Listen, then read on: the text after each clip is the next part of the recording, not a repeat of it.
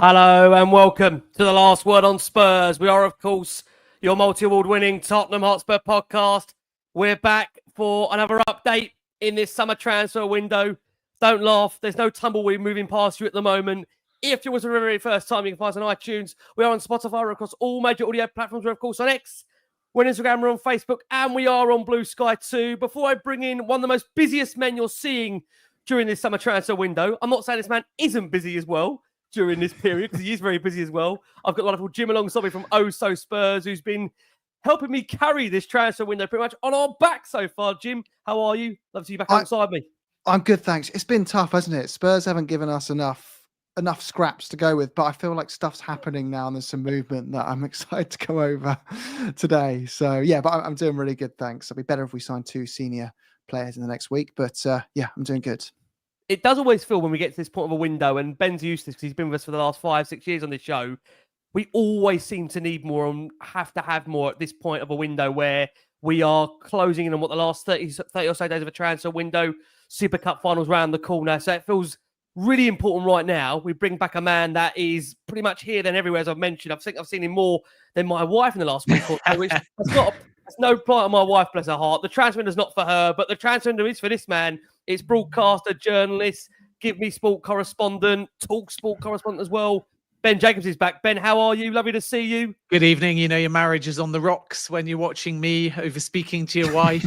Come on, priorities. It is the summer transfer window, Ben. She understands. She does get it. It's the 2 times of the year. Sort of I-do's when you gave your vows that it's like a 10-month through sickness and in health, but there's a 2 months off in the marriage for live active windows.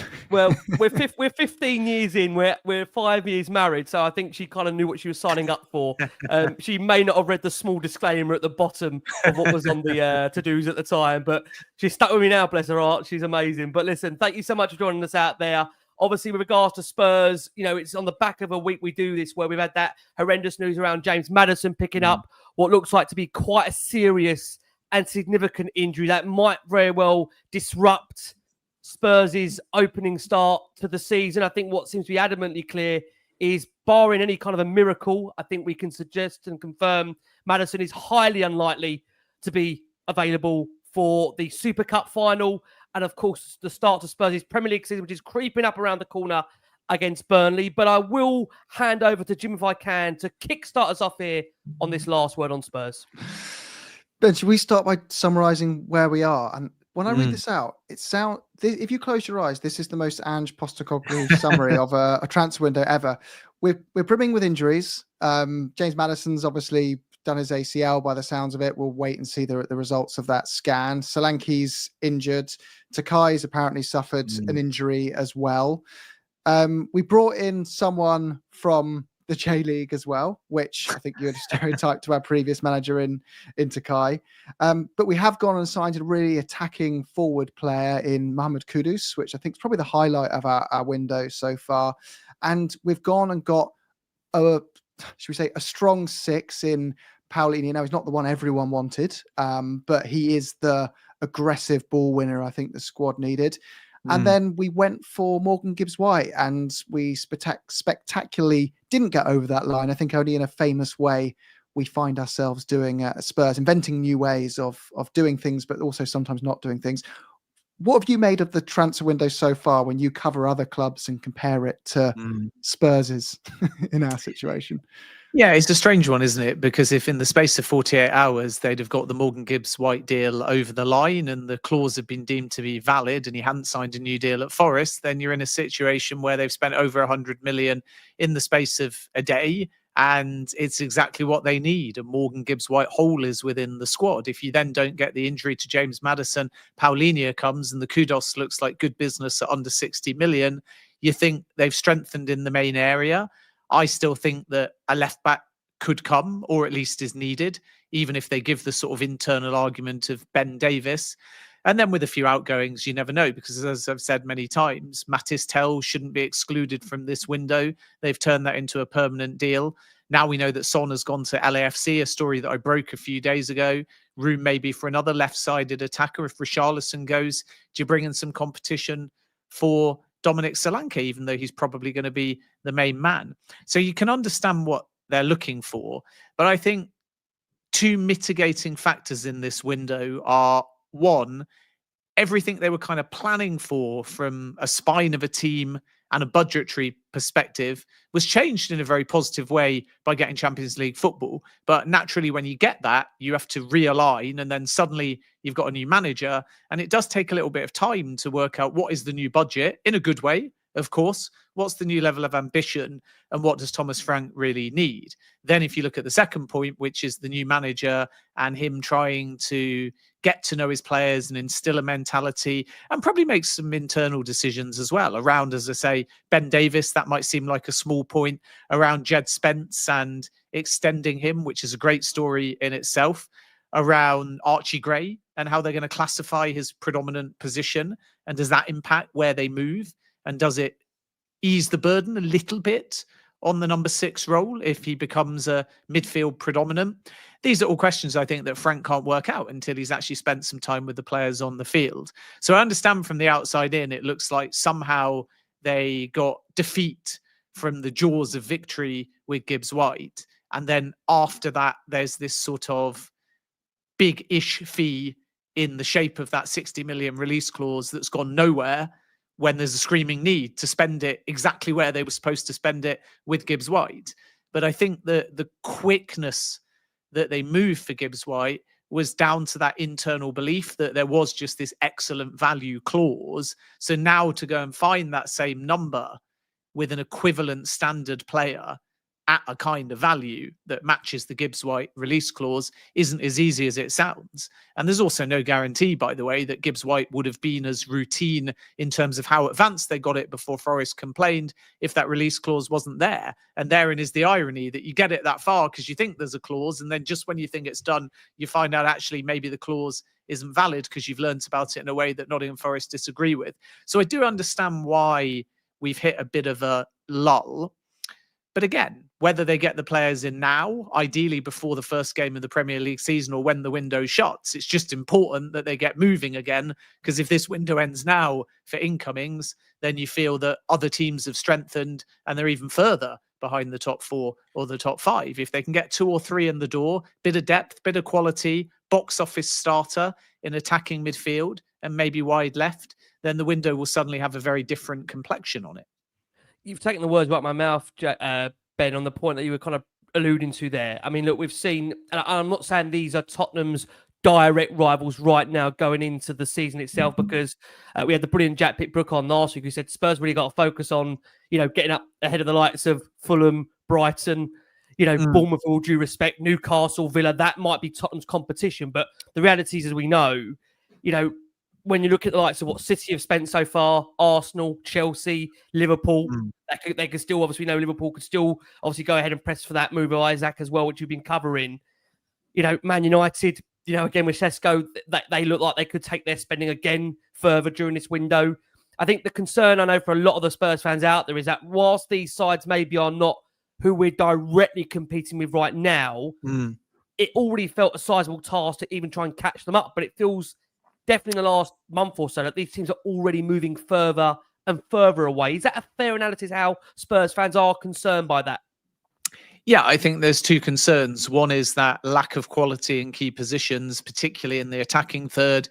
And 2 is simply the fact that depth gets you to where a lot of these big teams are. And although naturally Champions League is welcomed, what you don't want to find is that the stretch nature of a long season and the correct focus on trying to get out of the league phase of the Champions League actually pushes Tottenham backwards, not forwards, because you ultimately don't have a big enough squad or a good enough squad, or you pick up a few injuries as they did last season, and then suddenly they're back where they started. And you're not going to keep having season on season on season where you get like a get out of jail free card from being very close actually to the bottom 3 to being able to flip it the other way and have the same return as a top 5 side just by winning one tournament. And you might get away with that once or twice in a blue moon, but ultimately, if they don't have a good league season, they're going backwards, not forwards, regardless, in likelihood of what happens in the Champions League, because that's not the kind of tournament that you can rock up with the inconsistent form that they had last season in the league and then be in a position where you somehow win the Champions League and finish in the bottom half of the Premier League. So I think this is the fear, that you have to build strong domestic Premier League foundations first. And now that trophy drought has been ended, it's far more important, I think, to most Spurs fans to actually prioritise the Premier League and closing the gap on other big six teams, and not necessarily, even though everyone loves a Champions League run, getting to a quarter-final, a semi-final, because the odds are obviously much more distant that they can go on and win that Champions League. Great if they do again and finish, I don't know, 15th in the Premier League, but more important is probably the opposite, that they get out the league phase, they do what they do in the knockout, and they make absolutely sure that they're much close to that top five and ideally in it, assuming the fifth place gets a Champions League spot. But the sort of flip side, with my kind of glass is half full as a non-Spurs fan, so I'm not as hurt and worried and panicked and sleepless night by it all as maybe you guys are. If you actually look at last season and you accept that winning the Europa League was one stretch of incredible form and drama, and at the other extreme, the league form was horrible, the reality of where Tottenham actually are, even before any of these new signings came in, is somewhere in between. And I think Ange Postecoglou was trying to argue that when he was ultimately trying to keep his job. So if you think about that Europa League final, I don't know the exact 11, but it would have been Vicario, Porro, Udogie, Van de Ven and Romero at the back for sure. You would say that even as is, if they're fit, that's top four, top five. Most of those players are capable. Central midfield is much more of a question mark. Less sure about Bentancur, and it would have been Basuma maybe starting the final. And then again, if you think of the front line, Sonny's gone, Solanke's there. Solanke can be top four. Richarlison maybe not, because he's been inconsistent. Brennan Johnson, I really like personally.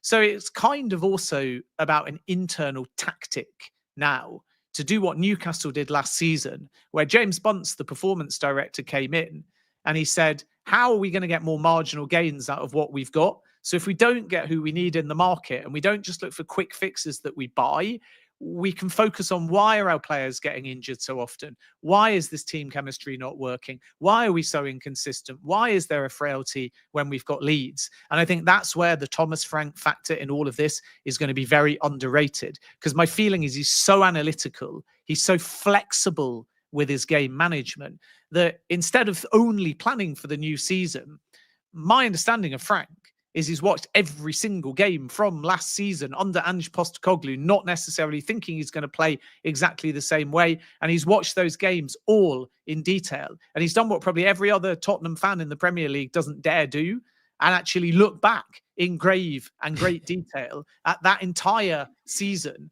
to work out what are we missing internally from an injury, where he then goes over and asks the sports science team, was that preventable, all the way through to the tactics and the frailties and the positives too.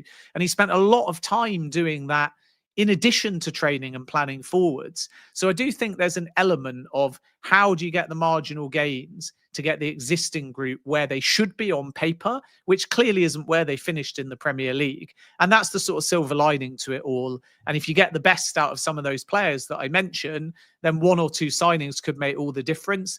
And I think it's pretty much the same as Manchester United, by the way. I know Manchester United have had a better window, especially if they get Šeško than Spurs. But there was a point in time where it was Mohamed Kudus and Morgan Gibbs-White, even though that didn't happen. And there was a point in time where it was only Matheus Cunha and Brian Mbeumo. And I think if Man United replayed their entire season with Cunha and Mbeumo, they might get 20 more points. I think had Tottenham got Gibbs-White along with Kudus, they might get 20 more points. So my feeling, trying to put a more positive spin on it as a neutral, is there's still only one box office central attack-minded target away from maybe being a whole lot better on paper than they were last season. Well, you made me feel a little bit better, Ben. Taking a bit of a reality sip there outside and showing a bit more patience. But I think you're right. Like, keeping players fit is and utilizing what you've got is as important as new signings in many ways. But we still desperately need a couple more. Ricky, are you happy for me to move on to those? Or do you have another piece? No, please go for it, Jim. So the positions I think we know we need, and you've touched on them and mentioned them already. With Maddison's ACL injury, what it looks like, Spurs look like they need a 10 of some kind. Otherwise, there's a minimum of 6 months here, minimum, where, you know, Kulusevski's out as well as their kind of temporary option in that role. They're going to struggle to cover that role, and other players are going to have to make sacrifices to accommodate. And also a centre back. It seems from Frank's interview that's a priority. Do you understand whether those are still the main positions being looked at? Yeah, I think they are the main positions being looked at, and it's no surprise. Obviously, with James Maddison, we have to be a little bit cautious because there's scans and there's internal analysis of exactly what the injury is. But you're absolutely right; it doesn't look good, and therefore, whatever the injury ends up being, once the sort of swelling goes down, we know he's going to be out for a period of time, to the point where there's more urgency. And I also think, to be perfectly honest with you, there was a fascinating conversation even with a fit Maddison, where had they signed Morgan Gibbs-White, where does it leave Maddison? So I'm wondering whether Tottenham were kind of planning for somebody to potentially come in above Maddison as a regular starter, regardless of whether he's fit and stays at the football club in the long run. And there's definitely suitors out there that in the past have inquired on James Maddison. Al Ali is one. Another one was Leipzig, although my understanding there is that they're moving for Harvey Elliot at the moment. But it just sort of shows you the outreach for Maddison and not as much pushback as I first expected, which might suggest that Tottenham, regardless of Maddison's actual fitness, was still looking to strengthen in this area. And I think a 10 is a big priority. I wouldn't rule out another number 9 if we're talking about positions, because you've got Dom Solanke, but Richarlison could, of course, go as well. There is a lot of talk, like we said at the beginning of the show, about Ben Davies and his ability to be part of the leadership group and fill in at left back. Destiny Udogie is going to be the starter there, but there is a possibility that another left back is looked at. For example, nothing came of it, but very soon after Chelsea came formally to the table for Joel Hatto, Tottenham put in an inquiry to Ajax as well. It didn't lead to anything, but it shows you that there's a young profile of left back that Tottenham are prepared to consider. So let's see if they sort of stick with Ben Davies, knowing that he's valued on and off the field, or actually they try and bring in a sort of teenage profile of left back to compete with Destiny Udogie. But either way, I don't think we're done with the exploration of the left back position.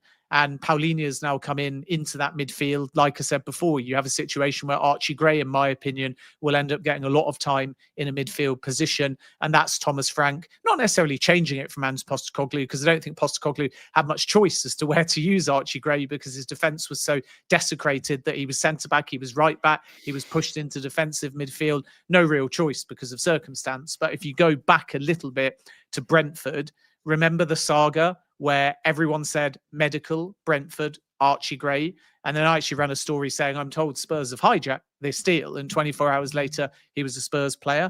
But when the actual back and forth was underway on the Brentford side, pitching to Gray, Thomas Frank at Brentford was telling Gray he's a central midfielder. So I think if you add Paulinho and you factor in Gray, they might feel covered there, even though perhaps more of an engine room midfielder could still come. I wouldn't rule out the possibility of your number 10 being someone that can get into Son-type positions. So you've got Tell on the left. Were they, for example, to go for a profile like 𝐅𝐸𝐸, who we know they like, but they're not moving on at the moment, he can go 10, he can go wide left. I think that's profile number 1, because then you tick 2 boxes. You give competition on the left to Mathys Tel, and you fill a Son void with a more versatile player that can maybe go 10, second striker, drop a bit deeper to 8, play as a number 9, and even go wide left. And if that player ticks both boxes, particularly number 10 and left wing, then perhaps you can get a sort of another 6-8 that's very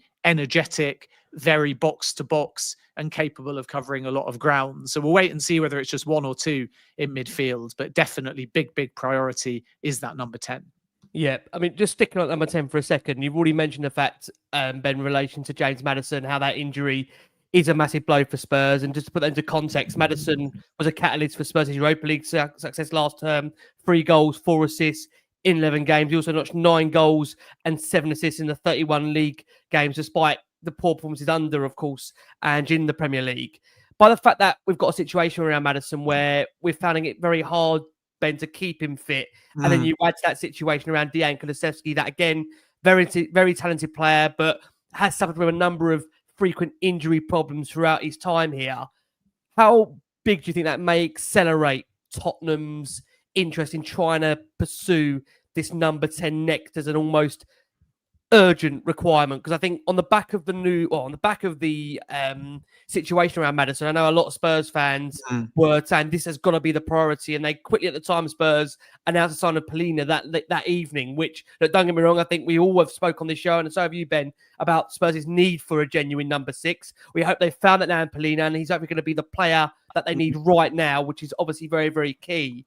But I know there's been a few different kind of profile of players mentioned. I will just bring some up to date. I don't know, Ben, you've got also info on this. We are hearing that Harvey Elliot is now being explored by RB Leipzig. That's the latest news we're hearing at the moment in relation to Harvey Elliot, who was apparently a profile Tottenham have looked at during this window. There's one that I'm sure, Ben, you're going to know very, very well, given your Leicester connections and your feelings around obviously Leicester in general. And that's obviously Leao Khannouss, who apparently would be a player that would be maybe a cheaper profile for Tottenham to obtain, given if they are looking to spend money elsewhere in this window on, dare I say, a central defender of a higher value. I mean, anything more you can tell us about maybe the kind of profile of players you've heard Spurs might be looking for in this area? Yeah, I mean, as said in my last answer, that was my understanding that Harvey Elliott and Leipzig could develop. No real surprise, but the interesting thing about Harvey Elliott is he's put himself in the shop window during the England under-21 championships over the summer. And as a consequence, it's win-win for Liverpool, because he'll either stay and be a valued squad player, or he'll be sold. And there's probably an extra 7 to 10 million put on the valuation. So Liverpool are going to allow the player to decide his future. And as long as their valuation is met, an exit is possible. But I do think that they'll lean towards wanting to sell him outside of the Premier League, simply because of the fact they realise he's a top talent with a high potential, not like for like or anything. But if you think about the Scott McTominay story, Man United sold him to Napoli, immediately on fire. Incredible signing for them. Imagine if he was doing that for a Premier League club now. The Man United fans, with their midfield needing strengthening, would be going absolutely nuts, even though subsequently they've obviously added some attack-minded players. And I think Liverpool's perspective is they would lean towards selling outside of the Premier League. I've never really been led to believe that Tottenham and Harvey Elliott was necessarily developing to any great degree. The kind of midfielders, I know they're all a little bit different in terms of their profile that I hear. One is Leao Khannouss. Leeds United are the only club in the Premier League that have made a formal inquiry, but West Ham and Tottenham have considered doing so. Relatively easy deal to get done. You'll see some reports out there saying that Leicester want a fee in excess of £25 million. That's not true to my understanding. Leao Khannouss has a relegation release clause, which can be triggered for just €26 million. So that's a deal at around £22 million. Player wants to move. He wants to stay in the Premier League. And therefore, it may be possible that suitors come in for him. But let's see whether Tottenham are one of them, because it's actually Leeds that made the formal inquiry. Then in terms of others, they've got a long-standing interest in Adam Wharton. That one, I think, will be intertwined with Eze, because only one of those players is going to be sanctioned, and maybe zero. It will all depend on Palace, maybe whether or not they get demoted after their appeal at CAS to the Conference League. If they stay in the Europa League, bit more money, bit more appeal, you can persuade players to stay for another year. So I think from Tottenham's point of view, they've gone all in on Gibbs-White, because they didn't think when they triggered the clause, in inverted commas, that there was going to be any issues. And the forcible sort of legal threats and Premier League involvement made them back off so quickly. But I think Tottenham thought they'd got a steal on that. They'd learnt about the release clause. They were very decisive, quite un-Levy-like in many ways, spending 115 odd million in the space of just a couple of days, because Mohamed Kudus had arrived 55 million before that. But now I think we're back into typical Spurs, typical Levy, time to assess, time to watch the players in Asia. And this is why we haven't seen any movement at the moment. So Leao Khannouss could be one option. But like I say, it's Leeds at the moment that are moving. I don't think Spurs are done with any interest in Adam Wharton either. It's just a case of whether he's genuinely going to be available now. And that's kind of where we stand, I think. Not all of these players are necessarily out and out defined number 10s. Some are 8 come 10s. Some are 10 come 8. Some are box-to-box midfielders, and some can get out wide. 1 or 2 can even play as a second striker. And that's the point, that Frank has to input what kind of position or dual positions he's looking for. And maybe there's a logic that this inaction in the Tottenham market is down to Frank just needing an extra week or two to ensure that he knows exactly what he's looking for, because more windows than most, because of Spurs' recruitment structure and because of everything ongoing behind the scenes at the club, I think Frank will have more say in this first window than maybe in future windows further down the line. I know right now at the time of us speaking, Ben, there are Spurs fans either screaming at the show or screaming at their phone thinking, we've got a Super Cup final in 8 days. What are we doing? I mean, does it count, really? I mean, I know it's another trophy. Listen, Ben, when you've waited 17 years for a trophy, I can tell you, Ben, they all bloody count. If we win it, it counts. If we don't, it was just a friendly. If we win it, it counts. Yeah, it's a warm-up game otherwise. Can I just ask you just very quickly back? You mentioned 𝐅𝐸𝐸𝐬, Ben. Look, we've steered off asking you on the last couple of shows about 𝐅𝐸𝐸𝐸 purely because, I mean, the feeling is, and you tell us this from your perspective, there just seems to be a fact that there seems to be this kind of acknowledgement in the transfer window that Arsenal at some point are going to make their move for the player. And politically, it is very difficult, from what we hear from a number of journalists like yourself as well, for Tottenham and Arsenal to both be in the market for this kind of respective player. Do you genuinely feel there's any outside chance that later in this window, if Arsenal don't make their move, Spurs do go back in for 𝐅𝐸𝐸𝐸? What's your understanding on that? Yeah, I think 𝐅𝐸𝐸𝐸𝐸 does to an extent have his heart set on Arsenal. Players don't always get their number one destination, but the point here is that Tottenham sources have said for about 3 weeks they're not moving on 𝐅𝐸𝐸𝐸, but they appreciate him. So it's kind of on the list, but it's not necessarily that active. Now, whether that might change in an ambitious way because they've failed to get Morgan Gibbs-White, you can never say never. But it's definitely Arsenal, the ones on the player side and on the club-to-club side, that are actually negotiating, and Tottenham are distant admirers as of now. Could it change? You never know. If they go head-to-head, who would he pick? Arsenal. A lot of people tell me he's even an Arsenal fan, and I just think that where their project's at, he will feel he can go in as a defined number 10 and get a lot of game time, even with Martin Odegaard at the club and Ethan Nwaneri capable of playing in that role too. The other factor in all of this remains Crystal Palace, who we shouldn't underestimate in all of this. So believe it or not, and this might tie into Spurs if they enter the race along with Newcastle and possibly Liverpool, Mark Gay is a player that Crystal Palace want to sell. And we know that Tottenham bid for him in January. Newcastle are going to be there this summer potentially. And Liverpool could bid as well. And what's happened is the price has gone from 50 million at the beginning of the window to 45 million in the middle of the window to 40 million or under now. And as it starts to begin with a 3, at least in terms of the fixed fee of any possible deal, I think suitors are going to come forwards late in the window. And why I link it to 𝐅𝐸𝐸𝐸 is because Palace want to sell Guéhi. And actually, it's Guéhi that's the roadblock, because he's thinking, I could do another season here, play in a World Cup, leave on a free transfer, have the pick of whatever clubs I want, and on very preferable terms. Palace know he's not going to sign a new deal. They want to sell him now. And any suitor is just waiting and waiting and waiting until right at the end of the window, when they're going to an extent, lowball Crystal Palace, or maybe they would argue just make a fair offer, given he's only got 1 year left on his contract. And then Palace will sell, providing Guéhi feels he will get the game time at a new club to move now as opposed to in a year's time. If they bring in that money, then every other name at Crystal Palace becomes a little bit harder to get out the door, because you may have noted in the last few weeks that Oliver Glasner said very clearly it's been a disappointing window. So then I think it would only be Guéhi plus a maximum of 1. Whether that's Wharton, unlikely, 𝐅𝐸𝐸𝐸, possible, although his release clause is gone, or alternatively, somebody like Mateta, who with the striker merry-go-round people might move in for.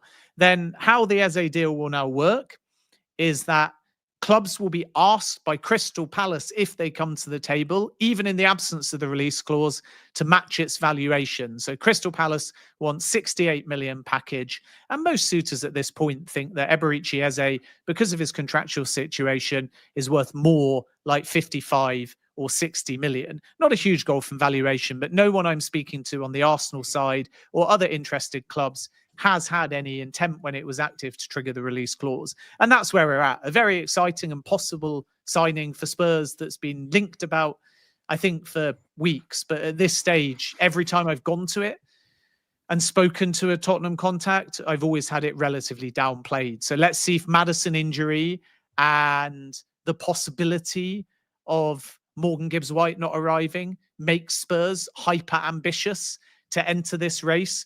But I think the bad news for Tottenham is that if they entered the race and so did Arsenal, I think he will end up at the Emirates Stadium. Ben, thank you so much. We're going to very quickly squeeze in our first break of the show for our listeners and audio. We have got over nearly 10,000 of you that are watching the show live. As always, thank you ever so much for all your incredible support for Last Word On Spurs. A quick, if I can, shameless plug. I'm sure Ben won't mind. Yeah, I think he's part of the panel on this, so no pressure on it, Ben. We are delighted on Last Word On Spurs to be up for the nominations for the Football Content Awards for 2025. Can you help us bring home another trophy? You can do that. You can hit the QR code for those that are watching the show live or on the playback. And for our listeners on audio, that is in our audio description. If you can also kindly like and subscribe to the show and share it out to a wide range Spurs audience, that would be greatly appreciated. Please also do the same for, of course, my co-host Jim over at Also Spurs, where, again, we've got some wonderful, wonderful content over there that is, again, so niche in the market. You've got to be hitting that subscribe and like button. We're joined by broadcaster, journalist, listen, a man who's everywhere at the moment. Talk sport, give me sport. God, giving us transfers, we're hoping, and more. The wonderful Ben Jaggers is back on our screen. I'm going to hand over to Jim if I can to kickstart this second half of the Last Word On Spurs. Jim, over to you. Another one I've seen pop up in the comments a few times, and when I say it, people will go, "Why do you want another midfielder?" But Bentancur's in 10 months left. Basuma might be sold, but the Conor Gallagher situation at Atletico Madrid isn't completely stable. Is that one you've heard might progress forward in this window? It kind of got shot down to me. Like Gallagher, as you say, at Atletico Madrid seems to be in a position where options are reaching him, and yet he hasn't been there that long. He started incredibly well and he seemed to be enjoying his life out there. So Conor Gallagher to Tottenham, Conor Gallagher back to other Premier League clubs. I'm not so sure. Would he entertain a move with his Chelsea links? I suppose players are not as fixed in that type of belief as fans, but by the same token, he was brought up through the Chelsea academy, Chelsea through and through. Not one I've really heard. Few people in the chat asking about players like Wissa, Leao, 𝐻𝐵 I know we're sort of flitting, but just to give you brief answers on those ones. With Yoane Wissa, expect a development really soon. My understanding, as I revealed exclusively a few weeks ago, is that Brentford have now changed their mind and they've decided to sell Yoane Wissa, but a bit like Newcastle and Alexander Isak, they need to bring in a replacement, although there is confidence that Brentford will find another attacker and Wissa will be allowed to leave. Of course, with Newcastle United battling for Benjamin Sesko, if they miss out, I think Newcastle will be back very quickly for Yoane Wissa and the players sold on that move. But Tottenham haven't entered the race formally for Yoane Wissa. If they do, it presents a really intriguing scenario because he can stay in London and he can play under Thomas Frank, and that's two big ticks. So I don't think it's beyond the realms of possibility if Tottenham suddenly realise Brentford are going to sell for maybe under 40 million, that they could reconsider making a formal bid for Wissa. But they are going to be quite quick here if they're to move, because Newcastle are very serious about Wissa and there's real confidence within Newcastle that he can be one of two attackers coming in. With 𝐻𝐵 and Rafa Leao, like we said on the last show, Tottenham appreciate Rafa Leao. It's just about the cost and also the fact that the player's kind of in love with Milan. And this is probably the only window where you might stand an outside chance. I think he's just going to stay. And I've said that many times, but it's the one season where Milan need money and they've got no European football. But every single time Leao's had an approach, from Chelsea 2 years ago, an inquiry from Manchester United 18 months ago, ahead of the summer window that they were heading into, and now with teams like Tottenham, and there's plenty of others, Saudi Arabia, Turkey, they're all making inquiries, and still Leao is a bit in the mould of a Martin Zubimendi before he joined Arsenal, or a Nico Williams when he chose to renew very recently at Athletic Bilbao. He's in love with that club, and it's difficult, therefore, even with quite tough financial circumstances for Milan, to get him out the club, and it's a big outlay. I won't go into Rodrigo because we're sort of flitting. I was just seeing some of the names in the chat. I'm sure you've got a separate question on Rodrigo. And then the last name I saw in the chat was 𝐻𝐵, and I think Chelsea are very confident there. I wouldn't rule out Bayern trying to put together a sort of hijack proposal, but the player's been absolutely crystal clear. He wants to join Chelsea. He's been liking Chelsea posts. He's removed RB Leipzig from his bio. So I think it far, far more likely that Chelsea get that one over the line. And I'm not aware of Tottenham entering the race for him. Ben, thank you so much. We really do appreciate that. I feel like I'm going to go back to a name that we haven't yet mentioned, but there does appear to be a little bit of noise on him, certainly from the Man City end in terms of what they may want to do with him. And that's Jack Grealish. You know, again, a exciting, prosperous central attacking midfielder on his day. I've personally said in the past that I couldn't imagine a squad of having Grealish and Maddison together. That's not because I don't like them. I'm just not sure how much, from a work rate perspective, Frank would really buy into having both those kind of players in his squad. What's your understanding with relation to Jack Grealish? And can you give us an update, Ben, as to whether you feel we would be on Tottenham's radar or list in relation to this summer transfer window following that injury to Maddison? Yeah, I think injury to Maddison is the key point, because 2-3 weeks ago, Tottenham were ruling it out. So they discussed it internally. And at that point, they were also deciding whether Garnacho might be a market opportunity too, because as I think we said on one of the last shows when I came on, their aim was always Matistel +1. And I guess reading between the lines now, we understand it's because Tottenham have known for a number of weeks that Son was going to depart. So therefore, you do need two on that left-hand side, or one left-wing specialist and another more versatile attacker. Grealish has never been a name that I felt Tottenham were that keen on. Some of it may be down to wage, and some down to the fact that a permanent exit overall would be very costly. But as the window ticks away, you might find Man City decide to do a loan, in which case Everton is one option, and they've been there for quite a while. West Ham is another. And a loan with an option or a loan with an obligation, something kind of like when Marcus Rashford went to Aston Villa. I think you can never say never, but if Tottenham were to move for Grealish, it will be because of Maddison's injury. And with a fit Maddison, they'd ruled Grealish out. And this is going to be a really interesting one, because Grealish is not out of Thomas Tuchel's plans. And therefore, with one season of playing regularly and recapturing his form and his confidence, he could turn into a heck of a player. But again, when it was put to Tottenham, after it was clear they'd been discussing it internally, they were very much steering us, sources I spoke to anyway, away from a move for Jack Grealish. But I don't think we can shut the door entirely, simply because of the fact that now Maddison is injured. Late this window, Grealish may become a market opportunity for several Premier League clubs. And I think Grealish would prefer to stay in the Premier League 1 year out from the World Cup. Yeah. Feels like a little bit more of a break glass and emergency. Let's yeah, he's in your emergency. Do us a favour, Jimmy. Can we break that glass now? We've got 8 days to the Super Cup final. Well, I know what would smash the glass into bits and send everyone jumping up and down the streets, Ricky, is a certain Real Madrid winger that seems to... Ben, like, I know it, people go, no way, Rodrigo to Spurs, but surely there's a world in which the player might go, a loan to Tottenham. I'm a main man in the Champions League for a season. I've got a pathway back to my parent club if I don't particularly, enjoy it or decide it's not for me. Can you see that one happening? Any hope? Well, first of all, the notion today in Spanish media that a bid has come in from Spurs, formally speaking, is not true according to my understanding. And actually, speaking to people I know in and around the Rodrigo camp, nobody's bid for him yet. But there has been some movement since we last spoke. First thing that's happened is Rodrigo's finally had his meeting with Xabi Alonso. And actually, he didn't hand in a transfer request. He didn't say that he wants to leave. He reaffirmed his commitment to the club. So part of this is, does Rodrigo genuinely want to leave Real Madrid and go and play somewhere as a starter on the left wing instead of on the right wing at Real Madrid because of Vinny Jr. and Kylian Mbappe? And still, there is not a definite answer that he will leave. There's only a possibility.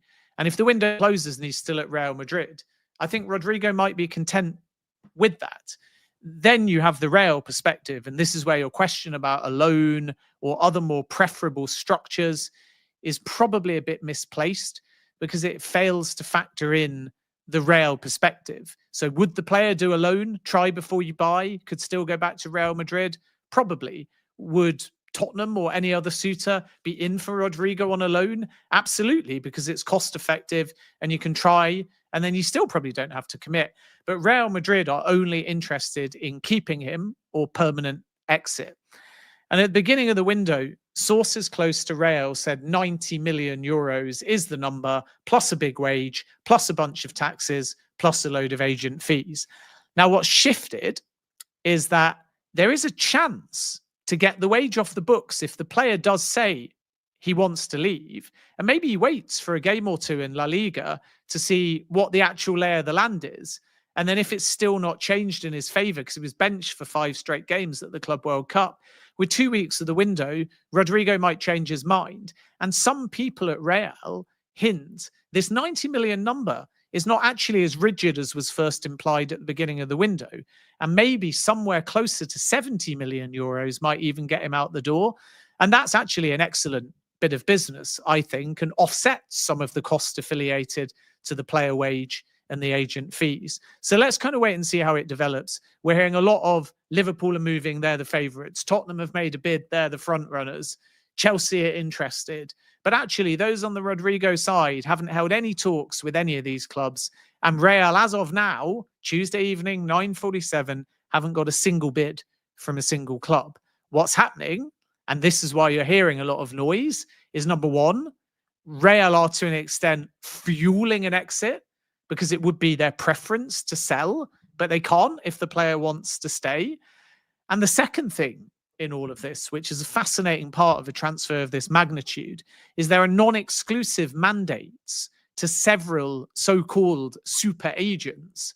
So you haven't just got one person brokering the deal. You've got Rodrigo's father, who's key to any deal.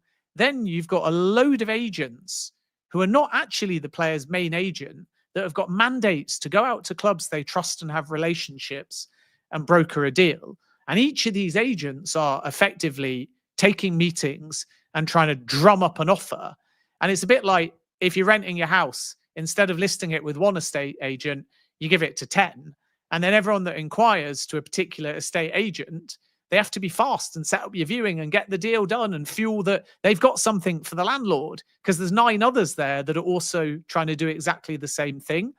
And sometimes you hear of an alleged meeting between a club and Rodrigo, and then we actually dig into it. It's not between the club and Rodrigo. It's actually between an intermediary and someone connected to Real Madrid, because they're trying to line up the skeleton of a deal in the hope that a club goes, great, if you can get us those terms, we'll do the deal through you. So there's a lot of people courting the business of Rodrigo and an exit.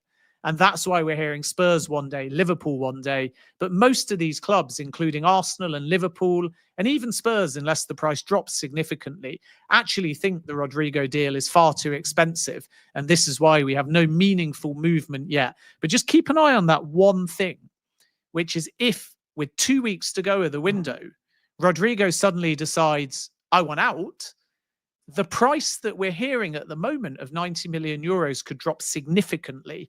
And that's when you might find a genuine suitor emerges. Oh, please. I'm getting the Van der Vaart, reminiscence. You never know. But then we got to fund these. Well, actually, maybe that's the wrong way of wording it. We've got to make room for these players in a very bloated Tottenham squad. Bentancur and Bissouma are players who have got 10 months left on their contracts, not even a year anymore. And there's others like Brian Hill, who we obviously expect to go. But how do you see the outgoings for Spurs? Is anyone actually close to going out the door, those players or others that, or is it just a signal that Frank's really taking his time, like you said earlier, to assess everyone and not push anyone out the door particularly fast? Yeah, I think there's an element of the Frank factor in all of this. Bentancur is the most interesting one for me because, as you say, the contract's ticking down. But if you go back to 3 months ago, they were moving in the direction of trying to extend him. So I think Frank's going to have a very big say on Bentancur in particular. Bissouma, I think, will go in the next 4 weeks. I've mentioned before, Al Ahly are one of the clubs that are interested in him. Al Ahly have been relatively active in the last few days. For example, another name that has been linked with, I think, Tottenham in the past, Enzo Milo, is a player that they're hoping to get over the line and formalise very soon. And that deal is close at the moment. But I don't think that 23-year-old will be the only midfielder that joins Al Ahly, because Matthias Jassel feels they need 2 or 3 midfielders. And for those of you that follow Saudi football a little bit more closely, Al Ahly released a ridiculous statement. I mean, imagine if a Premier League club did this in English and Arabic, saying with 1 month or so left of the window, we plan to sign, quote, 6 to 8 new players. So it's a bit like your question at the end of the show, and they gave an answer, and now the Al Ahly fans are like, 6 to 8 are coming in. Of course, they won't all be foreigners, but I would imagine 4 or 5 will. So Bissouma and Ali could develop. Wilf and Didi and Al Ahly could be another one that develops instead, and that will be in addition to Enzo Milo. And Didi's an interesting one because he's a market opportunity for Premier League clubs that want a bit of energy at number 6. I've never been led to believe that Tottenham are one of the suitors. Everton, Manchester United have looked.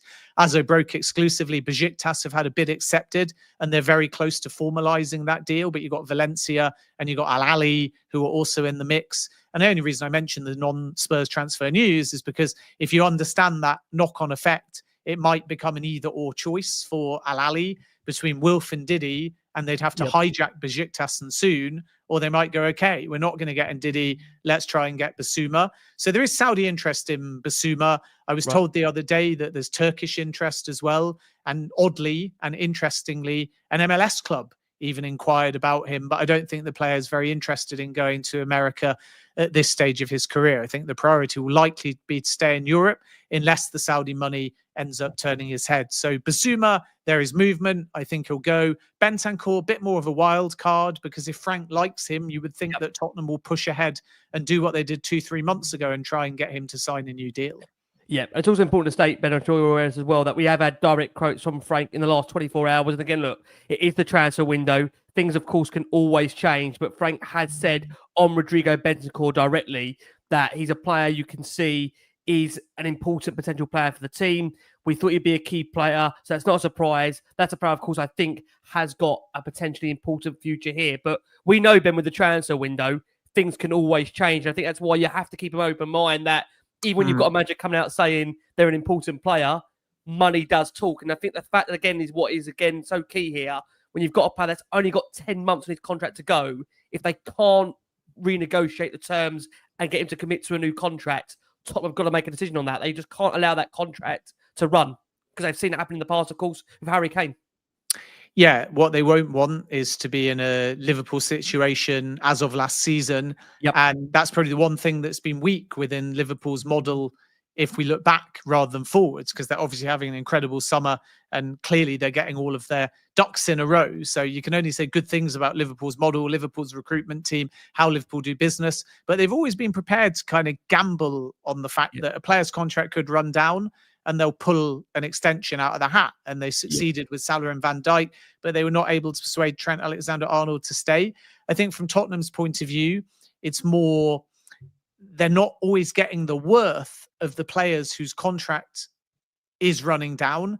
And that's the sort of bad scenario to be in. So at least with Liverpool, if the players did all leave on a free, you say, what a phenomenal servant Salah and Van Dijk would have been right up until their final game for the club. The challenge is when you get a player you actually wanted out earlier, you don't cash in, the contract runs down, you start to wonder if they've actually got worth for the team. And then you say, well, it's lose-lose here because we won't get a big fee. And actually, even if the contract runs down, not every player will end up impacting significantly as starters for Tottenham Hotspur Football Club. So this is where they need to be more forward planning, use better data, and have more synergy internally. And Liverpool are really great at using data, being dispassionate when they need to, listening to people at all levels of the club, from those projecting injuries to when somebody might be at their peak now, but when will they lose their peak, and adding all these things up to have very frank and open and honest conversation that might not be that popular, where you say this player may be in the form of his life right now, but he's not getting a new deal. And this player may be the worst player at the club right now, but he is getting a new deal, because wait a year or two and you'll see the sort of difference. And I think Tottenham haven't made historically in the last few seasons the best of judgment calls, which means they've been in more of a lose-lose scenario where players have lost their value and lost their team worth. And that's obviously the worst possible scenario that you can be in. Yeah. We spoke about earlier, Ben, the club apparently now targeting the central defensive area of the squad, the centre-backs primarily. And we know, obviously, when you look at last season in general, between them, having 60 games to play, Romero was only available for 26 of them, Van der Ven just 22.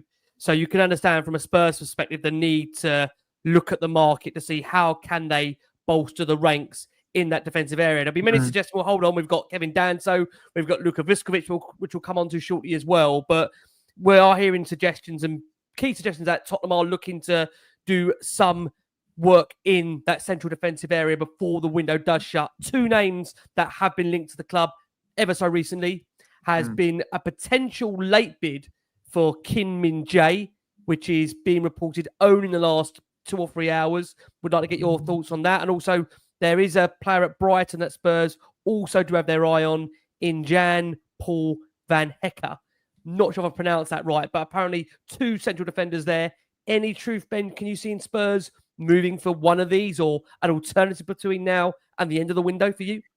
Yeah, I've put some feelers out on the Kim front, and what I get back is that it is possible he leaves this window, but I'm not led to believe that Tottenham are advanced on that one. I think I'll update on that one in the next sort of 24, 48 hours, because it's important to obviously get more Spurs perspectives on that one. But I went to Bayern when I saw that story a few hours ago, and the belief is definitely that an exit could be sanctioned there.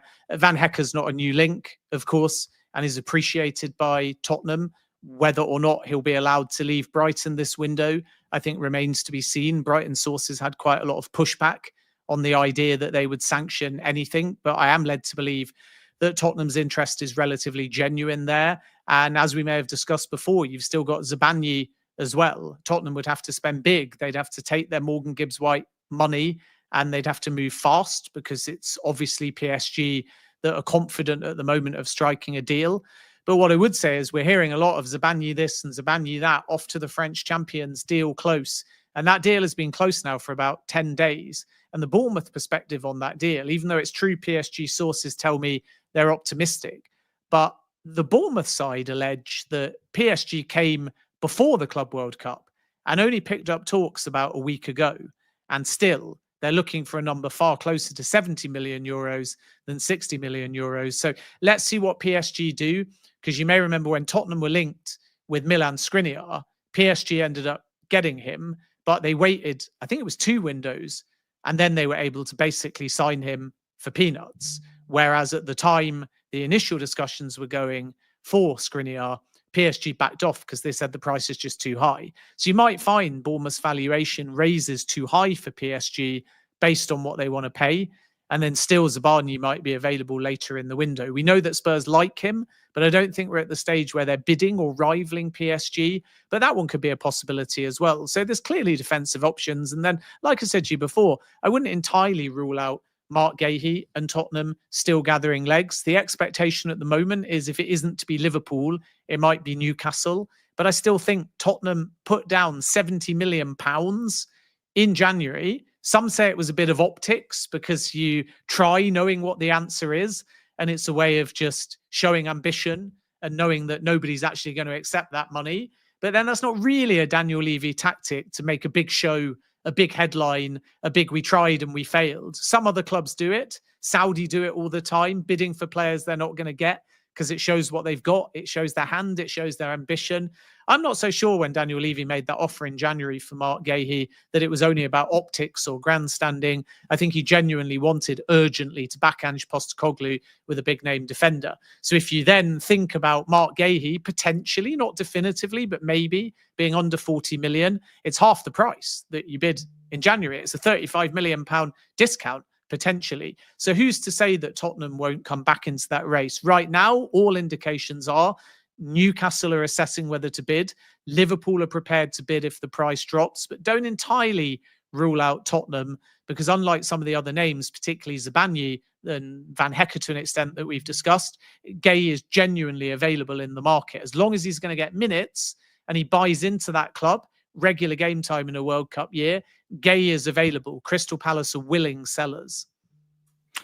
Yeah, I think he'd be one our squad would greatly benefit from, but I think, yeah, like you say, it's going to be more dependent on what other clubs do than first. or don't do first, I should say, Ben. But we have another centre back. Well, there's a number of young players that have been listed for loan. Alistair Gold messaged it, the Tottenham correspondent, but he kind of gave us a full list of those going out on loan: Min-hyuk, Tyrese Hall, Alfie Devine, Dane Scarlett, George Abbott. I think Luka Vuskovic is the one that Spurs fans we're most excited to see on a development journey. There's rumours Hamburg have kind of come straight in to signal some interest. Have you had that's true? Yeah, that's true. Definitely on the list of Hamburg. My understanding is on the Hamburg side, they're worried of 3 or 4 others now coming in. So they're not quite sure if they're front runners at this stage, but they've definitely made a very strong pitch. So that's a possibility. And I'm expecting to get more clarity on that in the next kind of 24, 48 hours. There's also been some inquiries, I'm told, from clubs in Italy, Genoa in particular, who obviously have got a good relationship with Tottenham after doing the Jed Spence loan. They're another club that have inquired as well. And I was told Ole Gunnar Solskjaer's Besiktas asked about the possibility of a loan as well. But from what I'm told, Tottenham are not particularly keen on sanctioning that move. They've got other options and pathways that they think system-wise, manager-wise, are going to be a slightly better fit. And I think this one is really interesting because when you ask people around Tottenham, they don't really push back on this notion that he might nearly be ready and he's a real prospect. So there is a slight temptation to say, keep him within that first team squad. But obviously, if everybody's fit, there's a chance that he doesn't get enough minutes and it's not worthwhile. But sometimes when clubs think this way, they say, hang on a minute, let's put the brakes on. Let's do half a season. We can always loan him out in January. So I think these internal conversations are ongoing. But at the moment, a loan now is looking a bit more likely than a loan in January. And then the other point on the loans, which is just worth mentioning, is that today Jamie Donnelly completed his medical. So he's on the way to Stoke City. Yeah. Jim, thank you. Jim, thank you for that. Ben, thank you for that. I'm going to just stick on the defender for the moment. We're going to come on to Sonny shortly because I know, Ben, I know you've been driving force behind the Sonny, obviously, stories and what's happening, of course, in an AFC. But just on Romero, if I can ask you quickly, Ben, it's gone very quiet on Romero, which for us is great. I think a lot of Tottenham fans want to see Romero stay at the football club. I think, we saw Romero on his day, especially in that final in Bilbao. He was the leading figure, in my opinion, as to why Spurs won that final. The way he absolutely rattled Harry Maguire, and from really minute one, led the huddle in the Man United, obviously, half. That led to, I think, this feeling with Romero, he's a winner, right? But we have got this situation we can't get away from around his contract situation. There is only 18 months left. I mean, over the summer, there's been some real positive posts suggesting he is here for the long haul. And obviously with Sonny moving on, there are obviously suggestions that Romero will be given that armband. By the fact we are not hearing noise around any potential exit, Ben, should that give us confidence that Romero is going to stay at the club? And fingers crossed, we can maybe hear some news in the near future about a possible renegotiation of a contract here, do you think? Yeah, I mean, maybe famous last words, of course, but at this stage of the window, I'd be staggered if Romero went anywhere. There was obviously a big push from Atletico Madrid, but they moved in a different direction because they couldn't meet Spurs' valuation. We discussed this on other shows where Atleti were thinking around 40 million or 50 million fixed, plus a few add-ons, and it was nowhere near Tottenham's valuation because they were never going to sell for less than they paid. But what added fuel to the fire was, of course, Romero had said, I want to go and play in La Liga one day. So everybody put 2 and 2 together and said he might be on the way out. And I think that was a concrete possibility at the beginning of the window, but Tottenham's valuation wasn't met. Now I expect him to stay. It's relatively unusual. I know we saw it with Morgan Gibbs-White to Tottenham's detriment, but it's relatively unusual with an open window to negotiate a new contract or force it through specifically for when the window's still open. Because if you're getting to the point where it's close, you realize the player's going to stay, and you've obviously got bigger things to deal with now than thinking about a new contract. So my feeling is that Romero will stay and there will be a push towards getting him to sign a new deal, but it might not necessarily be today, tomorrow. It might be more something that we have to be a little bit patient on. But I don't think that's cause for concern in the same way that if Martinelli and Trossard are at Arsenal after the window, they'll pick up contract talks, in the same way that Ethan Ranieri's agreed a new deal, but it hasn't been announced for weeks, in the same way that usually if you're busy with incoming and outgoings, you don't have time to actually go through the nuts and bolts. But I think once the Atleti saga ended and the player was very keen on that move in theory, it seemed to move into a position where Tottenham and Thomas Frank determined that he's not going anywhere. And now it would take something totally out the blue and unexpected. And then if you think about other La Liga teams, Real Madrid are the ones that have been linked historically, but they're not back at the table at the moment. They could sign another centre-back, but I'm not so sure that it's going to be Romero. If anything, some sources say they'd rather wait a year and see if they can make a audacious and very unlikely play at a player like William Saliba, or alternatively go for Ibrahima Konate should he become a free transfer and not extend at Liverpool. And that's kind of where we're at the moment. So I think all is quiet on the Romero front, and that's obviously good news as far as Tottenham are concerned. Yes, I do agree. Before Jim comes back in there and maybe ask you about striking options, just very quickly, two names that I think one you've actually mentioned already, Enzo Milot being one of them. You might have already mentioned him, Ben, so forgive me. I know, again, time-wise, we're up against it here. And also Mark Casado, who I believe obviously currently plies his trade at Barcelona. Anything you can tell us on either of these two as to whether these are genuine Spurs targets as far as you understand? Yeah, we sort of answered the first one a bit earlier. My understanding from my Saudi sources is that Al Ahly are really the ones pushing at this stage. So that's the reality. That deal with Al Ahly is not far off. And I don't think he'll end up in the Premier League as a result. With Caicedo, there's a sort of fascinating scenario, and I stress Caicedo, not Caicedo, just so we don't get any social media thinking Tottenham are after the Chelsea midfielder. But with that particular footballer, I think there's a desire at his end, at the age of only 21, to stay where he is. And it's going to take a real push to get him out of Barcelona. And yet you have Barcelona who are willing to sell. So we've got a sort of similar situation to Rodrigo, where the player may be the roadblock on any possible exit rather than Barcelona. And I know, speaking to Spanish sources, there are some within Barcelona that confirm Tottenham made an inquiry, and there are some within Barcelona that say they're expecting more than just an inquiry. But I think he's under contract until 2028. And I think it would be an outlay of in excess of 30 million euros, which is a lot of money for a player where he's currently at and in his development. And it wouldn't surprise me if, even if Barca are pushing for an exit, you actually find that the player just wants to stay put. So let's see if anything develops. The challenge sometimes as a reporter when you're dealing with Barca and Real is you can go to the clubs, and the clubs can fuel anything they like if they want the player out. And you think, okay, and obviously as journalists, we always put scrutiny on it. So I hear a lot of noise between Spurs and the player from the Barca side, but relatively quiet when I actually try and verify it amongst Spurs sources. And this is why I think you've got a scenario where Barca are generating and drumming up interest to try and get people to come out the woodwork, because they do have a preference to sell now and bring in 30 million. But actually, like I said before, it wouldn't surprise me if the player just stays put. And a couple more was Arno Calimundo and Muani. Can you see us making a move for those ones, Ben? Muani's quite interesting, actually, because as we said right at the top of the show, Tottenham could make a play for some kind of number 9, Dusan Vlahovic, Dominic Calvert-Lewin, and Kolo Muani are all players being offered around to clubs at the moment. And this is the sort of thing to get your head around this late in the window. There can be meetings, there can be contact, but you always have to ask that first question. Did you approach the club or the player camp, or did they approach you?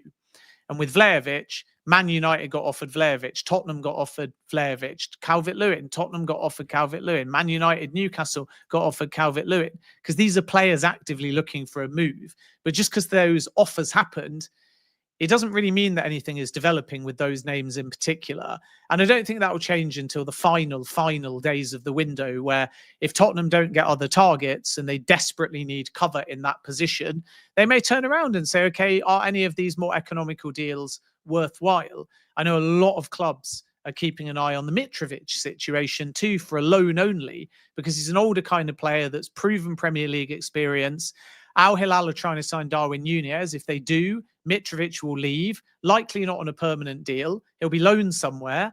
Quite underwhelming for a lot of clubs like Tottenham, Manchester United, Newcastle, perhaps, if you were told he was your lead striker because he's 30 years of age. But if he's added alongside Solanke or a Šeško, then you think, actually, for a loan, that might be a bit of a free hit.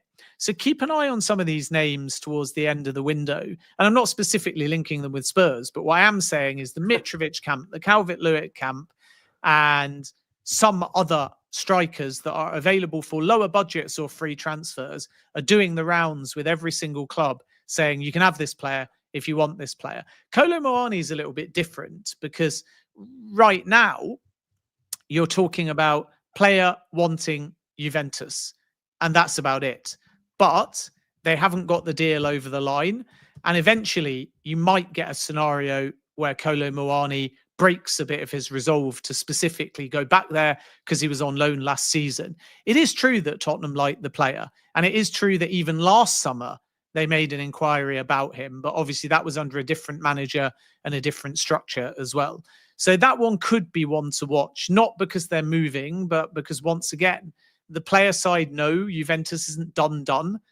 That's his preference. If it falls through, then the door will be open to a potential Premier League move. And 12 months ago, Kolo Muani was willing to move to the Premier League. So the reason why there's nothing yet is, first of all, because Tottenham are focused on who is this Morgan Gibbs-White replacement effectively going to be. That's the urgency.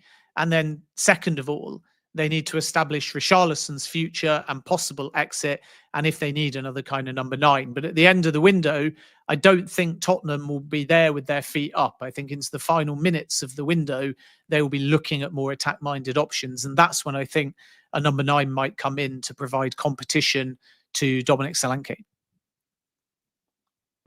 Ben, thank you very much for that. I think that does bring us up to date. And I think on the point with relation to Heung-Min Son, I think Jim will also come on to Son and get his thoughts on it, because he's a player that has obviously spent a decade at the football club, someone that is very much, Mr. Tottenham in terms of what he's gone on to achieve at Spurs, of course.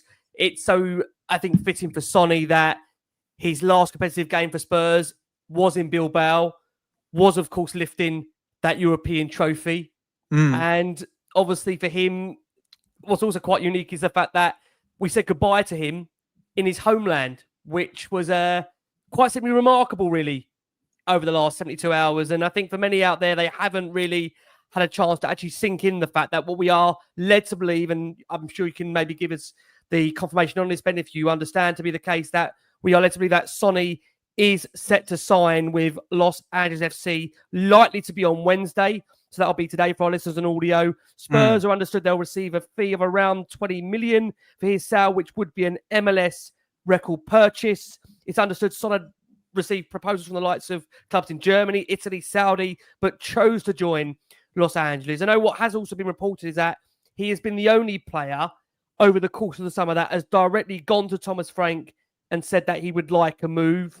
And Frank, I think, has been very amicable in the way they've allowed Sonny to make this decision. I mean, what's been your takeaways, Ben, from, let's be honest about it, a player of Sonny's stature? He is almost celebrity, godlike in Korea. I mean, what do you make of this overall move? Because it is a blockbuster one in the transfer window in general, isn't it, Ben? Yeah, he's godlike generally. What a player, what a character. That photo sums it up. There's so much love for him. And how many players could get subbed and get a guard of honor from both teams? And this, I think, is the nature of Son, the footballer, Son, the mentor, Son, the personality, a legendary signing for Tottenham, with or without lifting that Europa League trophy, and a perfect double ending of, as you say, winning the Europa League and lifting his first ever club domestic trophy, and then at the same time getting to say goodbye in Korea. And it was so special to watch that. And I think back to all the different Son moments, and the first thing I think of is actually off the field, when you watch him in the rain shielding a kid or giving the jacket, or you look at how he met a young kid going through adversity at times and things like hospital visits, and then coming up with a celebration that they could do together. And then, of course, on the field, his style of play was phenomenal. He could play striker, second striker, winger, even wing back, probably put him in goal and he'd be very effective as well. And the resounding sort of yardstick for me that really sticks in terms of quality is when you see a player never really taper off. And I know he had his injuries, and I know the stats last season were not as strong as in previous seasons, but still in double figures. And then you think about the bulk of his Tottenham career, and from the second season onwards, he was 20 plus goals. And since then, he was basically at 20 goals or above 20 goals in every single season from, I would say, 2016, 2017, all the way through to 2021, 2022. And he's the kind of player, I suppose a bit like Kane as well, where you go, if Spurs just had that little bit extra somewhere, then he's the kind of player that would have been a difference maker and could have actually got 30 plus goals, and Tottenham could have won a whole lot more trophies. So barely put a foot wrong, loved on and off the field. And that is naturally and obviously going to translate into his time at LAFC.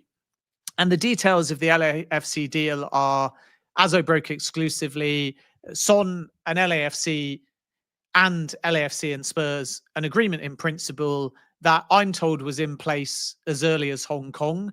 And LAFC sent out a delegation to Hong Kong. They stayed in Korea. They watched his farewell game. And it was known to Thomas Frank before the trip to Asia and before that final game in South Korea that Son would be leaving and that would be Son's final game. So the nature of Son and leaving on the right terms, and the manner in which he was allowed to orchestrate his own exit, I think a huge testament and credit to his character. Because this wasn't just, as some have billed it, Tottenham Hotspur Football Club saying, we've agreed something a year out in South Korea, you better play, otherwise we owe the organisers millions back.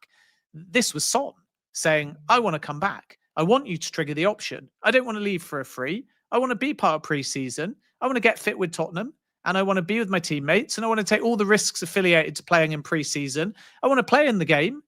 And then after that, I'll leave before the Super Cup, having lifted my first ever trophy at the football club. So this was about Son wanting to leave on the right terms, Son communicating with Thomas Frank, Son making it clear he wanted to leave for a fee. And I think Tottenham knew he was leaving when they triggered the 1-year extension instead of offering a new contract. I think they understood at that point that this LAFC deal was going to happen, even though it wasn't agreed at that point. And now we can say that he's going to be one of the best 3 paid players in MLS. There's a fee of around $27 million, which is an MLS record. Tottenham played their part. They reduced the price. When Saudi came calling in January, it was closer to $40 million. So they knocked off some money to make it doable for LAFC. And in the end, it's just a deal that suits all parties. And he will be box office in LA. LA has a thriving South Korean community. And I think Son is really going to enjoy his life with LAFC and continue to be a fantastic footballer on and off the field. And let's hope we see him back at Tottenham games soon, because it's obvious that he will always be welcome. Ben, love that. What a tribute. Can I ask you, Jim? I know you got to ask Ben the magic question, but for you as well, personally, a season to get older at Spurs, experienced so many years of watching Heung-Min Son. What's your overriding emotions, Jim, in relation to Son making this move? I mean, he's champion, Golden Boot winner, Puskas Award winner, Man City obliterator. He's like everything I love about Spurs. He's an attacking flair player who plays out wide, and he's played out of position endlessly to accommodate the team. He's been our captain. Like, I could go on all night with reasons why he is like and I think Crackers said it on your, it might have been on your show, Ricky. But he's my generation's Perryman. He's my generation's Greish. You know, he's that guy that I dream one day I still have my season ticket and 40 years and a grey-haired Sonny comes out to the centre circle, and I'm telling my great-grandchild or grandchild, he was an excellent player. He was. You wouldn't believe it. And they're going, yeah, whatever. I said, you go on the YouTubes. Probably don't use that thing anywhere by now. And check out some of his goals. That's kind of the player he is to me. So, yeah, absolutely. Oh, man. Love that. Go on, Jim. Close on what the magical question is that everybody wants to know. Has it changed, Ben? Has it changed? How many more? We're not talking teenagers. We're talking first team senior editions of Spurs gonna get through now and the end of the window. I window. can't even remember because this is my third show, what I've actually said and where we are on the tally. I feel like I went quite big at 6. We did go 6. I think we dropped down to 4. And I have to work out the timeline now as to be consistent. My prediction is 3. 3 and more. I think that's because there will be some kind of left-sided or central attacker, whether 10 or left winger, that can play in both positions. I think there'll be another attacker, whether that's a number 9. So I'm sort of predicting a 9 and a 10, or a 10 that can play striker and a left winger, or a 10 left winger and then a striker. And I don't know yet because all the profiles they're looking at seem a little bit different. And then I think there will definitely be a defensive reinforcement as well. Ben, I know it's the busiest time of the year for you. I'm not going to go into the song itself, saying it's the most wonderful time of the year, but I know it's the busiest time of your year. There is over 10,500 that are watching this show live. Ben, where can everybody, if they don't know where to find you, I struggle to think how they can't find you because you're popping up here, there, and everywhere. But where can everybody find the wonderful Ben Jacobs during this transfer window and more? Where can they find you, Ben? Well, first of all, where can they find this and make sure that they vote for those football content awards? It's not a conflict of interest because I'm a judge, but not for your category. I'm a judge for the documentary category. At least I think so. Anyway, that was what I did last year. I need to firm it up. But yeah, click on that QR code because you guys do great work and it is always a pleasure coming on. So thank you for having me. And then, with myself, I'm a senior football correspondent at Gimme Sport. So my writing is on their website. I am a transfer reporter for TalkSport and also, again, a Premier League commentator. Very privileged to be doing weekly games for TalkSport. And those games are going to be available also this season due to a new partnership on the Premier League's website too. So if you're outside of the UK, you can actually click on any game and hear live commentary audio on the Premier League's website starting this season as part of a new partnership with TalkSport. So that's going to be a lot of fun. And hopefully we get a very engaged audience. And then obviously TalkSport on air, the usual places. We're even in Vision on TalkSport these days as well, unfortunately, because I probably need to shave. And then you can follow me on social media. It's at Ben David Jacobs on Instagram and at JacobsBen on X. Ben, thank you so much. I have to say, whenever you do come on, everybody stops, they watch, they listen, they await to be educated. I know for everybody out there, they all want the signings. Let's hope the signings are going to come. We will try and grab Ben most certainly before the end of the window because there is still around, more than 30 days to go. That's enough time. I know there's 8 days away from that Super Cup final. Spurs got to get moving. Please, like I say, make sure you check out Ben on all the socials. Make sure you go and check out Jim, of course, over at 𝐂 Spurs, doing great content there. Look, from myself, from Jim, from Ben, we have been the last one on Spurs. Thank you so much for your incredible support. As always, keep safe, keep well. Come on, you Spurs.